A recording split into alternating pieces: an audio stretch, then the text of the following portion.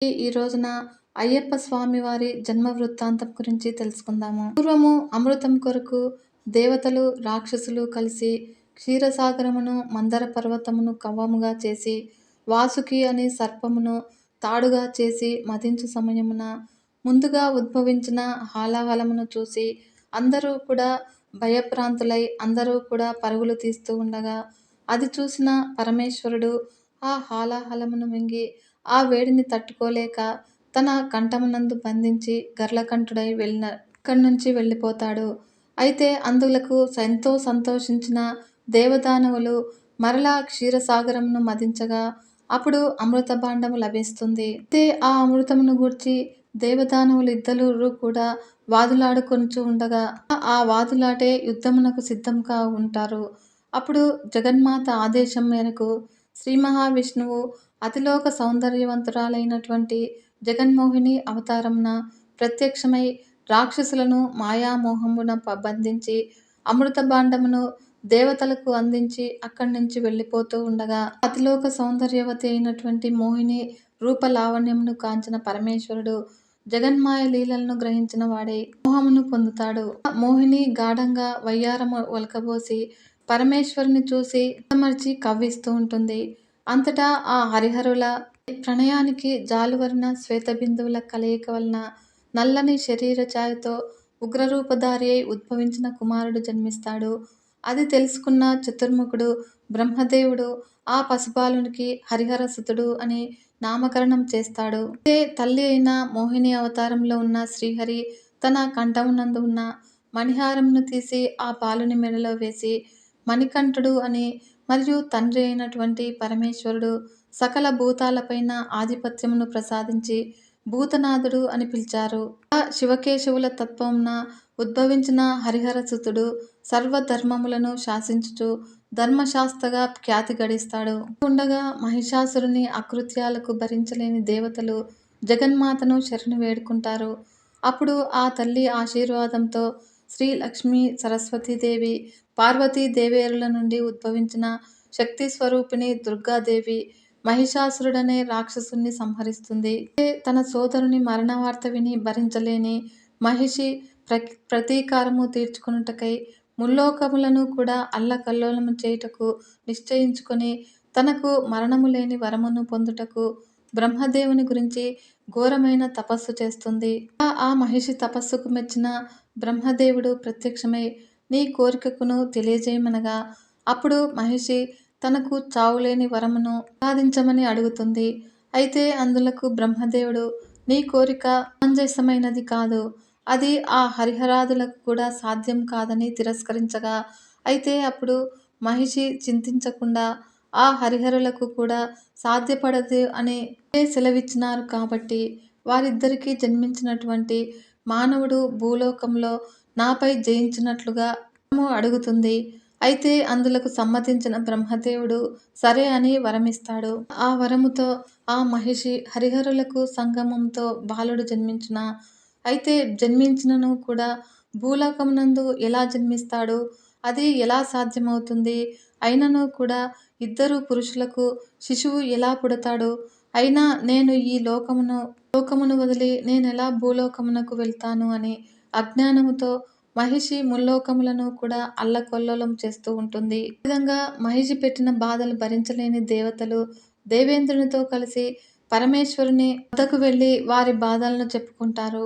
అయితే వారి మొరలు ఆలకించిన పరమేశ్వరుడు భూలోకమున ఉద్భవించమని భూతనాథునికి ఆజ్ఞాపిస్తాడు. ఈ విధంగా తండ్రి మాటలను శిరోధార్యంగా భావించిన భూతనాథుడు సమ్మతిస్తాడు. ఇంతలో మహిషి ఆగడాలను అరికట్టేందుకు మన్మధుని ప్రయోగించి మన్మథ బాణాలను వదిలి మహిషిని మోహపరవశము చేస్తాడు. అలానే దత్తాత్రేయుడు కూడా మగ మహిషముగా మారి కామవంచలకు లోబడ్డ మహిషిని లోబరచి భూలోకమునందున్న అలుదా నదీ తీరమునకు తీసుకుపోయి కామకేలి విలాసముతో మైమర్పిస్తూ ఉంటాడు. కేరళ దేశమునందు పందల రాజ్యమును పరిపాలించు రాజశేఖర పాండ్యుడు అనే రాజు ఉండేవాడు. అతడు పరమ శివభక్తుడు. అయితే ఆయన భార్య సాధ్వీమణి కూడా శ్రీ మహావిష్ణువు భక్తురాలు. అయినా కూడా వారికి చాలా కాలం వరకు సంతానం కలగలేదు. అందుకోసము ఆ దంపతులు నిరాశ చెందకుండా ఎన్నో నోములు, వ్రతములు మరియు పూజలు జరిపించిన సంతానము కలగలేదని బాధపడక భగవంతుని పూజలు మాత్రము మానలేదు. ఒక రోజున రాజశేఖర పాండ్యుడు పంబా నదీ తీర అడవి ప్రాంతంలోని క్రూర మృగంలా బాధపడలేక తన పరివారమును వెంటబెట్టుకుని వేటకు వెళ్ళాడు. అంతలో పంపా నదీ తీరమున సర్పము విట్టున పవళించుచి ఏడుస్తూ ఉన్న బాలుని గాంచినంతనే అబ్బురపడి ఆనందముగా ఆ బాలుని ఎత్తుకొని ఈయన భగవంతుని వరప్రసాదముగా భావించి ఆ బాలుని తీసుకువచ్చి మహారాణికి అందిస్తాడు. ఆమె కూడా ఎంతో మహదానందంగా ఆ బాలుని ఎత్తుకొని అక్కున చేర్చుకొని ఆనంద పరవశురాలైంది. ఆ బాలుని కంఠమున విహారము దివ్యకాంతులు వెదజల్లుతూ ఉన్న ఆ బాలుని మణికంఠుడు అని నామకరణం చేసి ఆ దంపతులు అల్లారు ముద్దుగా పెంచుకొనుచూ ఉన్నారు. ఆ మణికంఠుడు అడుగుపెట్టిన మహత్యమో ఏమో కాని మొత్తానికి పందల రాజ్యము సుభిక్షంగా ఉంటుంది. అంతనే కాక పందల రాణి కూడా గర్భము దాల్చి ఒక కుమారుని ప్రసవిస్తుంది. అలా వారి ఆనందములకు అవధులు లేకుండా ఉంటాయి. అయితే మణికంఠునికి 5వ ఏట రాగానే అక్షరాభ్యాసం గావించి విద్యాభ్యాసమునకు గురుకుల ఆశ్రమమునకు పంపిస్తారు. మణికంఠుడు అనతి కాలంలోనే సకల విద్యలు అభ్యసించి సకల శాస్త్ర పారంగతుడై గురుదక్షిణగా గురుపుత్రునికి మాటలు మరియు దృష్టిని ప్రసాదిస్తాడు. ఇంతలో ప్రజలను భయభ్రాంతులు చేస్తూ ఉన్నటువంటి వారును ఇటువంటి బందిపోటు దొంగను ఎదుర్కొని అతనిని మణికంఠుడు ఓడించి తన భక్తునిగా మార్చి స్నేహితుడిగా చేసుకుంటాడు. ఈ విధంగా మణికంఠుడు దినదిన ప్రవర్ధమానమై దివ్యకాంతులు వెదజల్లుతూ ఉన్న మణికంఠుని చూసి ఓర్వలేని మహామంత్రి సింహాసనము తనే అధిష్ఠించునేమోనని అనుకుని ఎలాగైనా సరే తనని రప్పించాలని అనేక పన్నాగాలు పన్నుతాడు. మహామంత్రి మహారాణి వద్దకు పోయి తమ సొంత కుమారుడు ఉండగా ఎక్కడో దొరికిన అనామకుడికి సింహాసనమును అధిష్ఠించి యువరాజుగా పరిపాలించే అర్హత లేదు అనే నెపంతో రాణిగారికి బోధ చేసి మహారాణి అనుజ్ఞతో మణికంఠునికి అనేక కష్టాలు పెట్టిస్తాడు. కేరళ రాజ్య మాంత్రికులచే మహామంత్రి అనేక ప్రయోగములు చేయించగా పరమేశ్వరుడు అడ్డుకుని మణికంఠుణ్ణి కాపాడేవాడు. అయితే అంతటితో చాలక మహామంత్రి విషపు ఆహారం పెట్టిస్తాడు. దానిని శ్రీహరి పంపిన గరుత్మంతుడు విషాన్ని తీసి అమృతమును చిలికించి కాపాడి వెళ్ళాడు. ఈ విధంగా మణికంఠుని వదిలించుకొనుటకు ఏ కుతంత్రములు ఫలించుటలేదని నిరాశ నిస్పృహలకు లోనైన చివరికి ప్రయత్నంగా మహారాణికి వేదన మొదలైంది అని అంటే తలనొప్పి మొదలైంది అని నాటకమాడి పరీక్షించుటకు వచ్చిన రాజవైద్యులను ప్రలోభాలకు లోనైన వాడై మహామంత్రి మాటలు విని అప్పుడే ప్రసవించిన పులిపాలు తెచ్చిన వ్యాధి నయమవుతుంది అని అంటారు. ప్రసవించిన పులి ఎదుట నిలబడగల వారు ఎవరు ఉన్నారని మహారాజు బాధపడుతూ ఉంటాడు. పులిపాలు తెచ్చి పెంచిన తల్లిదండ్రుల రుణమును తీర్చుకున్నటకై మణికంఠుడు అనుజ్ఞను అడగ్గా మహారాజు ఒప్పుకోడు. అయినా కూడా పట్టువదలని మణికంఠుడు మరీ మరీ బ్రతిమాలి అడగ్గా మహారాజు ఒప్పుకోక తప్పలేదు. అయినా అప్పుడు పులిపాల కొరకు బయలుదేరిన మణికంఠునికి పందలరాజు ఎత్తిన ఇరుముడిని తలపై దాల్చి చేతిలో విల్లంబులు ధరించి వస్తూ ఉన్నటువంటి మణికంఠునికి అడవిదారిలో దేవేంద్రుడు ఎదురై స్వామి యొక్క జనన వృత్తాంతము తెలుపుతాడు. అప్పుడు మహిషి ఆగడాలు మితిమీరిపోయాయి. ఆమెను సంహరించుటకు తగిన సమయము ఆసన్నమైనదే అని అతనికి తెలుపుతాడు. అందుకు స్వామివారు దేవేంద్రునికి మరియు దేవతలకు అభయమిచ్చి అలుదా నది తీరమున వైపుకు పయనం చెందుతూ ఉంటాడు. దత్తాత్రేయుడు మగమహిష రూపమును చాలించి దేవలోకమునకు వెళ్తాడు. తన అయినటువంటి మహిషి రూపంలో ఉన్నటువంటి దత్తాత్రేయుడు కనిపించగా ఎక్కడికి వెళ్ళాడో తెలియని మహిషి రంకెలు వేయుచూ వెతుకుచూ ఉంటుంది. అయితే ఆ సమయమున నారద మహర్షి మహిషికి ఎదురై సంహరించుటకు బాలుడు వస్తున్నాడు అని చెప్పి అక్కడి నుంచి వెళ్ళిపోతాడు. అయితే ఆ మాట వినగానే ఆ కోపంతో మహిషి కరుడుగట్టిన రాక్షసత్వంతో జూలు విదిలించి స్వామివారిని మానవ మాత్రుడుగా తలచి ఎదుర్కొంటుంది. అలా వారిద్దరి మధ్య కూడా ఘోరమైన యుద్ధం జరుగుతుంది. అప్పుడు మణికంఠుడు తన 2 చేతులతో మహిషిని లేవనెత్తి గిరగిరా త్రిప్పుతూ అలుదా నది తీరమునకు విసిరిపడేస్తాడు.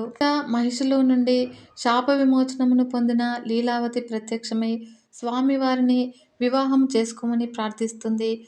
అయితే అందుకు స్వామివారు సమ్మతించక, "ఈ జన్మలో నేను నిత్య బ్రహ్మచారినై, సకల మానవాళికి కూడా రక్షకుడనై ఉంటాను. కాబట్టి నేను నిన్ను వివాహం చేసుకోలేను" అని మణికంఠుడు చెప్పగా, అప్పుడు లీలావతి స్వామి వద్దకు పోయి, "మీకోసమై పరితపించిన నా సంగతి ఏమిటి స్వామి" అని అడగ్గా, అప్పుడు మణికంఠుడు ఆమె వద్దకు పోయి, "దేవి, నీవు కూడా నా పక్కనే మాళిగా పురోత్తమగా వెలుగొంది, నాతో పాటు నీవు కూడా పూజలందుకొని నా దీక్షభూని వచ్చిన స్వాములను బాధించక కాపాడి ఉండుమని సెలవిస్తాడు." అప్పుడు మంజుమాతాదేవి స్వామివారితో, "మన వివాహము సంగతి చెప్పండి" అని అడగ్గా, దేవి మొదటి మాల ధరించి కన్యస్వామిగా 41 రోజులు దీక్షభూని, ఇరుముడి తలపై దాల్చి నా సన్నిధికి రాబో. స్వాములు రారో అప్పుడు మనము వివాహం చేసుకుందామని స్వామివారు మంజుమాతకు మాటిస్తారు. మహిషంహారము జరిగినందుకు ఆనందంతో దేవతలు ఉండగా, దేవేంద్రుడు స్వామివారి వద్దకు వెళ్ళి, "స్వామి, మీరు మీ తల్లిగారికి కావలసిన పులిపాల కొరకు వచ్చిన సంగతి మరిచిపోయారు" అని గుర్తు చేసి, ఇంద్రుడే పులిగా మారి స్వామివారికి తనపై కూర్చుండబెట్టుకొని, దేవతలందరూ కూడా పులిపిల్లలుగా మారి వెంటరాగా స్వామివారు పందల రాజ్యం చేరుతారు. ఇంకా ప్రజలందరూ కూడా భయభ్రాంతులై ఉండగా, పందలరాజు ఎదురు వచ్చి ఆనందంతో మణికంఠుని కౌగిలించుకొని, "నాయనా మణికంఠ, నీవు సామాన్యుడవు కాదు, దైవాంశ సంభూతుడివి. మా తప్పులు మన్నించి మహారాణి మహామంత్రితో కలిసి చేసిన కుతంత్రములను మన్నించి రాజ్యభారమును స్వీకరించమని ప్రార్థిస్తాడు. అయితే అందుకు మణికంఠుడు అంగీకరించగా, "నాకు అవసరం లేదు స్వామి. నా రాజ్యభారము తమ్ముడు రాజరాజనందుడికి ఇవ్వండి. నా అవతారము పరిసమాప్తి అవుతుంది.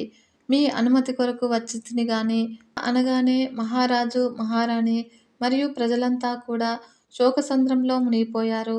అంతటా పందలరాజు, "అయ్యా, నీ పట్టాభిషేకము కోసం చేసిన ఆభరణములైనా స్వీకరించమనగా" మహారాణి, "అప్పా, మా తప్పులు మన్నించి మా వద్దనే ఉండమని" అర్థించగా, వారి ఆవేదన గమనించిన మణికంఠుడు వారి అభీష్టం మన్నించి, "తల్లిదండ్రులైన మీరు చాలా చక్కగా నన్ను ఆదరించి, అయ్యా, అప్ప అని పిలిచి కన్న కొడుకుగా చూసుకున్నందుకు అయ్యప్పగా అందరితో పిలుచుకుంటూ నేను ఒక బాణం సంధిస్తాను.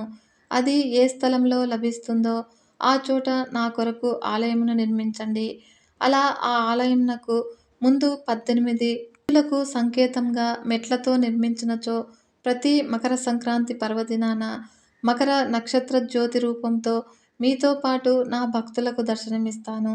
ఆ సమయమున మీరు నా కోసమై చేయించిన ఆభరణములు నియమనిష్ఠాగరిష్ఠులై తీసుకుని వచ్చి 8 మెట్లు దాటి నా సన్నిధిలోనున్న నన్ను అలంకరించి నన్ను దర్శించిన వారికి ఆయురారోగ్య అష్టైశ్వర్య ప్రదాతనై వారికి జీవన్ముక్తిని ఇవ్వగలనని సెలవిచ్చారు. ఆ స్వామివారు చెప్పిన విధంగా భక్త శబరికి మోక్షమిచ్చుటకు పంబానదీ తీరాన శబరి తల్లి తపస్సు చేసిన స్థలము ఎంచుకొని ఆ స్థలానికి శబరిమలై అని పిలుచుకుంటూ అదే చోట ఆలయంనకు ముందర 18 మెట్లతో పందలరాజు రాజశేఖర పాండ్యుడు ఆలయాన్ని నిర్మించారు. ఆనాటి నుంచి నేటి వరకు కూడా ప్రతి మకర సంక్రాంతి దినమున సాయంకాలము సమయమున జ్యోతి స్వరూపంగా స్వామివారు దర్శనమిచ్చి కలియుగ ప్రత్యక్ష దైవమై విరాజిల్లుతూ ఉన్నాడు అయ్యప్ప స్వామి. ఆ అయ్యప్ప స్వామి ధర్మ ప్రవర్తన, ధర్మనిష్ట లోకానికి ఆశ్చర్యాన్ని కలిగించింది. తన భక్తులు ఏ ఏ ధర్మాల్ని పాటించాలో, ఏ నియమనిష్టలతో ఉండాలో కొన్ని మార్గదర్శక సూత్రాలను ప్రతిపాదించారు. అప్పటి నుంచి కూడా ఆయన ధర్మశాస్త్రగా ప్రజల అభిమానాన్ని చూరగొన్నాడు. అందుకే ఆయనకి ధర్మశాస్త్ర అనే పేరు కూడా ఉంది. ఒకటి, దక్షిణ భారతదేశంలో ప్రముఖ పుణ్యక్షేత్రాల్లో శబరిమల ఒకటి. శబరిమలలో కొలువైన అయ్యప్ప స్వామి వారిని దర్శించుకోవడానికి ఏటా లక్షలాది మంది భక్తులు దేశ విదేశాల నుంచి తరలి వస్తారు. ఏడాదిలో కొద్ది రోజులు మాత్రమే స్వామివారి దర్శనం లభిస్తుంది. అయ్యప్పను హరిహరసుతుడు అని, ధర్మశాస్త్ర అని, మణికంఠుడు అని కూడా పిలుస్తారు. అయ్య అనగా విష్ణు స్వరూపము, అప్ప అనగా శివుడి స్వరూపము అని పేర్ల సంగమంతో అయ్యప్ప అనే నామం పుట్టింది. ఆ స్వామి లోక కళ్యాణం కోసము నిరంతరము భక్తుల ప్రతి కోరికను కూడా తీరుస్తూ భక్తుల పాలిట కొంగు బంగారంలా ప్రసిద్ధి చెందారు. ఇది అయ్యప్ప స్వామివారు మాల ధరించిన భక్తులు ప్రత్యేకమైన దీక్షలు చేపట్టి స్వామివారి పూజలు చేస్తారని, అనంతరము దీక్ష విరమణకు శబరిమలైకి వెళ్లి స్వామివారిని భక్తులు దర్శించుకుంటారు అన్నారు. చిన్న పెద్ద తేడా లేకుండా ప్రతి ఒక్కరూ కూడా అయ్యప్ప మాల దీక్షను చేపట్టారు. ఆ దీక్ష చేపట్టడం ద్వారా మనలోని అజ్ఞానాన్ని స్వామివారు తొలగించి జ్ఞానాన్ని ప్రసాదిస్తారు. లక్షల మంది భక్తులు స్వామివారిని దర్శించుకుని తమ అజ్ఞానాన్ని తొలగించుకుని స్వామివారి కృపకు పాత్రులవుతూ ఉన్నారు. అలాగే అయ్యప్ప దీక్ష చేపట్టడం ద్వారా ఆరోగ్యమే మహాభాగ్యము అనే సూత్రం సైతము దీక్షలో ఉన్నటువంటి భక్తులకు కలుగుతుంది. ఇలా ఎన్నో విషయాలు, నియమాలు కలిగిన అయ్యప్ప స్వామి దీక్షను భక్తులు ప్రతి ఏడాది కూడా స్వీకరిస్తారు. అయితే అయ్యప్ప మాలను ఎందుకు వేసుకుంటారు? మరియు దీక్షలో నల్లని దుస్తులు ఎందుకు ధరిస్తారో ఇప్పుడు తెలుసుకుందాము. యాదగిరిలో శివకేశవుల కుమారుడు శ్రీ మణికంఠుని అయ్యప్ప మాల ధరించి దర్శించుకుంటారు. 41 రోజుల పాటు కఠినమైన నియమనిష్టలు, భక్తి శ్రద్ధలతో అయ్యప్ప స్వామి దీక్షను కొనసాగిస్తారు. అయితే దీక్షలో భాగంగా కటిక నేల మీద పడుకోవడము, 41 రోజుల పాటు చల్లని నీళ్లతో స్నానము, పాదరక్షలు వేసుకోకపోవడము మరియు నల్లని దుస్తులను మాత్రమే ధరించడము, ఏకభుక్తం వంటి కఠిన నిబంధనలను పాటిస్తారు. అయితే ఇలా అయ్యప్ప మాలను ఎందుకు వేసుకుంటారు? మణికంఠుడి మాలను ధరిస్తే కలిగే ప్రయోజనాలేంటి? మాల వేసిన వారిని స్వామి అని ఎందుకు పిలుస్తారు అనే విషయాల గురించి ఇప్పుడు తెలుసుకుందాము. అయ్యప్ప స్వామి వారి దీక్షను మణిమాలతో ప్రారంభిస్తారు. ఈ దీక్షను మండల కాలము అంటే 41 రోజుల పాటు కొనసాగిస్తారు. ఈ దీక్షలో ఉండేవారు రుద్రాక్ష, తులసి, చందనము, స్ఫటికము, పగడాలు, తామర పూసలు మాలలు ధరిస్తారు. ఇవి శారీరక, మానసిక ఆరోగ్యాన్నిస్తాయి. ఈ మండల కాలంలో ఏదైనా దీక్ష చేపడితే అదంతా కూడా మిగిలిన జీవితానికి ఆదర్శంగా ఉంటుంది. కాబట్టి శబరిమలలోని 18 మెట్లను ఎక్కి మణికంఠ స్వామివారిని దర్శించుకోవడము ఈ దీక్ష ముగుస్తుంది. ఈ కాలంలో ఎలాంటి హంగు ఆర్భాటాలు లేకుండా సామాన్యమైన జీవనం గడపడము అలవడుతుంది. అయ్యప్ప స్వామి వారి దీక్షలో ఉండేవారంతా కూడా నల్లని దుస్తులను ధరిస్తారు. ఎందుకంటే శనిదేవుడికి నల్లని రంగు అంటే ఎక్కువ ఇష్టము. ఈ రంగు బట్టలను ధరించి నిత్యము పూజల్లో పాల్గొనే వారిపై శని ప్రభావము ఏమాత్రం ఉండదని చాలామంది నమ్ముతూ ఉంటారు. అంతేకాదు చలికాలంలోనే అయ్యప్ప మాలను ధరిస్తారు. ఈ సమయంలో నల్లని దుస్తులు శరీరానికి వెచ్చదనాన్ని ఇస్తాయి. కాబట్టి ఈ దీక్ష చేపట్టిన వెంటనే మానవులు మాధవుడిగా ప్రవర్తనం చెందడం ప్రారంభిస్తాడు. అయ్యప్ప మాలలను ధరించిన వెంటనే ప్రతి ఒక్కరిలోనూ నేను అన్న భావన తొలగిపోతుంది. శరీరానికి ఉండే పేరు, వాటి కోసం ధరించే దుస్తులు, తీసుకునే ఆహారము, శారీరక సౌఖ్యాలు, ఆచార వ్యవహారాలు, దినచర్య అంతా కూడా ఒకే ఒక దీక్ష చేపట్టగానే పూర్తిగా మారిపోతాయి. అందుకే అయ్యప్ప మాలలను ధరించిన వ్యక్తిని అంతర్ధానంగా భగవంతుడి స్వరూపంగా జీవులందరిలోనూ దేవుడు ఉన్నాడు అనే భావనతో స్వామి అని పిలవాలని అయ్యప్ప దీక్షలో ఈ నిబంధనను విధించారు. కాబట్టి అయ్యప్ప దీక్షను చేపట్టే వారికి ఆరోగ్యపరంగా కూడా చాలా మంచిది. అయ్యప్ప దీక్షలో ఉండేవారు నేలపై నిద్రించడం వల్ల వెన్నునొప్పి సమస్యలు తొలగిపోతాయి మరియు కండరాల బలపడేందుకు దోహదపడుతుంది. రక్త ప్రసరణ మెరుగుపడుతుంది. తెల్లవారుజామునే నిద్రలేచి చల్లని స్నానం చేయడం వల్ల శరీరంలోని నాడీ వ్యవస్థ ఉత్తేజంగా మారుతుంది. ఇలా ప్రతిరోజు కూడా దుస్తులను తడిపి శుభ్రం చేసుకోవడం అలవాటుగా మారుతుంది. ఇలా క్రమం తప్పకుండా స్వామివారి పూజలో పాల్గొనడం వల్ల అంగజీవనానికి బాటలు వేస్తుంది. దీపారాధన చేయడం వల్ల ఆధ్యాత్మికతపై ఆసక్తి పెరుగుతుంది మరియు శాకాహారమే తీసుకోవడం వల్ల ఆరోగ్యపరంగా కూడా ప్రయోజనకరంగా ఉంటుంది. శబరిమలలో అయ్యప్ప స్వామిని దర్శించుకోవడానికి భక్తులు 41 రోజుల పాటు మాలను ధరించి ఇరుముడి కట్టించుకొని వెళ్తారు. గురుస్వామి ద్వారా మాలను ధరించిన భక్తులు కఠిన నియమాలతో 41 రోజుల పాటు దీక్ష చేస్తారు. అయితే దీక్షలో నల్లని వస్త్రాలు ధరించడము తొలి నియమము. నల్లటి వస్త్రాలు ధరించడము అనే నియమము వెనుక శాస్త్రీయ, ఆధ్యాత్మిక విషయాలు ఉన్నాయి. అయితే శాస్త్రీయంగా చూసుకుంటే శీతాకాలంలో నలుపు రంగు వస్త్రాలు ధరించడం వల్ల శరీరానికి ఉష్ణ ప్రసరణ అందుతుంది మరియు రక్త ప్రసరణ కూడా వేగంగా జరుగుతుంది. అయితే ఆధ్యాత్మికంగాను నలుపు వస్త్రాలు తప్పనిసరిగా ధరించడానికి ఒక కారణం ఉంది. శనిదేవునికి అయ్యప్పకు మధ్య జరిగిన ఒక ఒప్పందం ప్రకారము శనికి ప్రీతికరమైన నలుపు వస్త్రాలు తప్పనిసరిగా ధరించాలి. కలియుగానికి అధిపతి శనీశ్వరుడు. శని ప్రభావానికి గురైతే రాజు, పేద అనే తేడా ఉండదు. కాబట్టి జనులను పట్టి పీడిస్తూ ఉన్న శనిదేవుని ఒకరోజు అయ్యప్ప స్వామి ఇలా అడిగారు. జనులను ఎందుకు 7 ఏళ్ళు పీడిస్తున్నావు అని అంటే అది తన ధర్మం అని బదులిచ్చాడు. ప్రజలను పీడించడం కూడా ధర్మమేనా అని స్వామివారు అడిగితే త్రిమూర్తులు సృష్టి, స్థితి, లయకారులు. అది వారి ధర్మము. జీవుల ప్రాణాలు తీయడము యముడి ధర్మము. మరియు త్రిమూర్తుల ఆదేశాలతోనే ప్రపంచంలో ఎవరి ధర్మాన్ని వారు నిర్వర్తిస్తూ ఉన్నారని శనిదేవుడు పేర్కొన్నారు. అయ్యప్ప స్వామి నీ ధర్మాన్ని నిర్వర్తించకపోతే ఏం జరుగుతుంది అని అంటే సృష్టి ధర్మము తలకిందులవుతుందని అన్నారు. దీనికి స్వామివారు సృష్టి ధర్మము పరపీడనం కాకూడదు. ప్రజల సుఖ సంతోషాలకు, ఆనందోత్సాహాలకు సృష్టి ఏర్పడింది. కాబట్టి నరుల తమ పూర్వజన్మల పాపాల కారణంగా విధాత వారి తలరాత రాస్తున్నాడు కాబట్టి అనుభవించక తప్పదని శనీశ్వరుడు అన్నాడు. ఈ కారణంగా 7 ఏళ్లలో అనుభవించే కష్టాలన్నీ కూడా తన భక్తులు సంవత్సరానికి మండల కాలంలో అంటే 41 రోజులు అనుభవిస్తారని అయ్యప్ప పేర్కొన్నారు. అలా ఉభయ సంధ్యలలో చన్నీటి స్నానాలు ఆచరించి నీకిష్టమైనటువంటి నల్లని వస్త్రాలు ధరించి నఖకేశ సంస్కారాలు మాని పాదరక్షలు విడిచి సాత్వికాహారం భుజిస్తారు.